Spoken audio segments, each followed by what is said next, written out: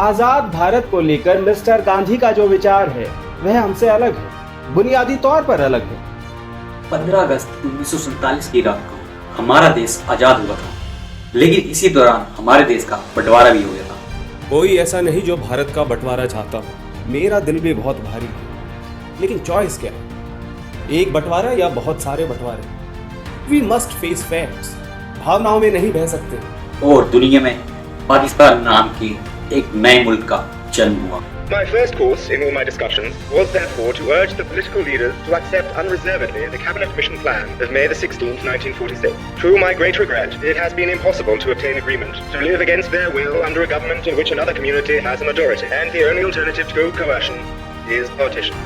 ये देश इस्लाम के नाम पे बना था। बहुत से लोगों का ये भी मानना रहा कि महात्मा गांधी देश के बंटवारे के लिए जिम्मेदार थे। उत्तरपंथी दक्षिणपंथियों का ऐसा मानना है कि महात्मा गांधी ने मुसलमानों को खुश करने के लिए जिन्ना की मांग को स्वीकार कर लिया था, और उनका ऐसा करने का कारण इस्लाम के नाम पर बने पाकिस्तान को समर्थन देना नहीं था। दोस्तों, साथ यह भी कहा जाता है कि उस वक्त के नेताओं ने महात्मा गांधी की पाकिस्तान यात्रा की घोषणाओं पर कोई ध्यान नहीं दिया था। महात्मा गांधी भारत के विभाजन और एक सीमा के निर्माण में विश्वास नहीं रखते थे।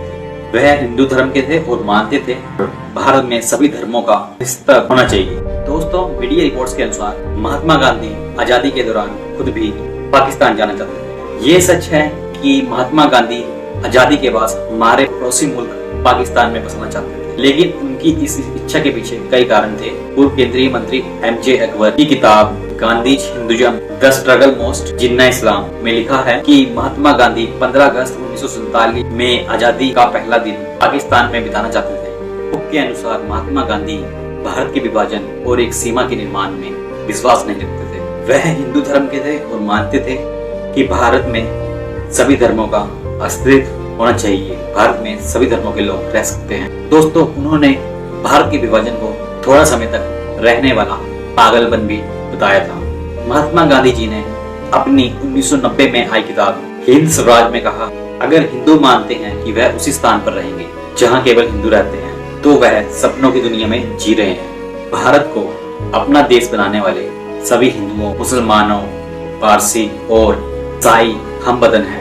एक राष्ट्रीयता और धर्म दुनिया के किसी भी हिस्से में पर्यायवाची नहीं है, और न ही ये कभी भारत में रहा है। ये महात्मा गांधी जी का मानना था। एक तरफ महात्मा गांधी अपनी हिंदू विचारधारा के साथ मानते थे कि भारत में सभी धर्मों के लोग एक साथ रह सके, तो दूसरी तरफ जब देश को आजादी मिली तो मोहम्मद अली जिन्ना ने इस्लाम के नाम पर एक नया देश बनाने की मांग करी। भारतीय स्वतंत्रता अधिनियम 1947 के तहत दो आधुनिक राष्ट्र बनाए गए, एक भारत दूसरा पाकिस्तान। यह मुस्लिम राष्ट्र की परिकल्पना के अनुरूप ही था। उस वक्त भारत का बंटवारा भी शांतिपूर्ण तरीके से नहीं हुआ। पाकिस्तान और भारत में बड़े बड़े दंगे हुए। पाकिस्तान और भारत पर बड़े स्तर पर दंगे हुए, बड़े बड़े दंगे हुए, जिसमें बड़ी संख्या में हिंदू और मुसलमानों दोनों ने अपनी जान गंवाई। Between August 1947 and March 1948, 4.5 million Hindus and Sikhs are forced to migrate from Pakistan to India. 6 million Muslims must move in the opposite direction. 10 million people are displaced in the partition of India. 1 million are dead. दोस्तों, अब जान लेते हैं कि महात्मा गांधी जी पाकिस्तान में क्यों रहना चाहते थे, पाकिस्तान में क्यों बसना चाहते थे। From British to Indian hands. With reservations, of course, the plan has had a good reception. From Nehru for the Hindus, from Jinnah for the Muslims, and from Sardar Baldev Singh for the Sikhs. तो MJ Akbar की किताब के मुताबिक आजादी के बाद महात्मा गांधी दोनों ही देशों के अल्पसंख्यकों को लेके चिंतित थे। पाकिस्तान में हिंदू और भारत में मुसलमान अल्पसंख्यक थे, जिनकी संख्या कम थी। मतलब पाकिस्तान में जो हिंदू थे उनकी संख्या कम थी, और भारत में जो मुसलमान थे उनकी संख्या उस टाइम पे कम थी। गांधी जी कई हिंसाग्रस्त इलाकों में गए। दोस्तों, किताब में लिखा है गांधी जी पाकिस्तान के नोआखाली में रहना चाहते थे, जहां पर 1946 के दंगों में हिंदुओं ने सबसे ज्यादा अत्याचार झेला।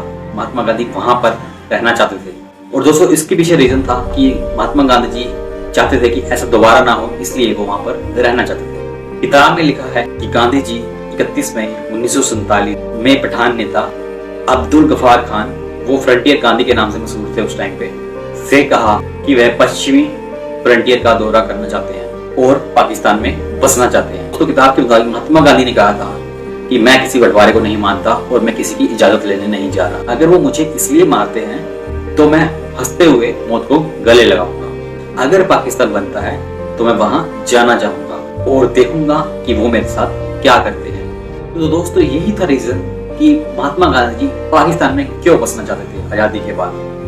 रीजन ये नहीं है कि वो वहां पर आना चाहते, रीजन ये था कि वो देखना चाहते थे कि वहां के लोग, वो चाहते थे कि दंगे ना हो। सोचते थे कि अगर मैं वहां जाऊंगा तो वहां पर शांति का माहौल हो जाएगा, दंगे नहीं होंगे। तो आशा करते हैं कि आपको ये वाला एपिसोड भी पसंद आया होगा। तो मिलते हैं फिर अपने अगले एपिसोड में, तब तक के लिए थैंक यू, बाय बाय, जय हिंद।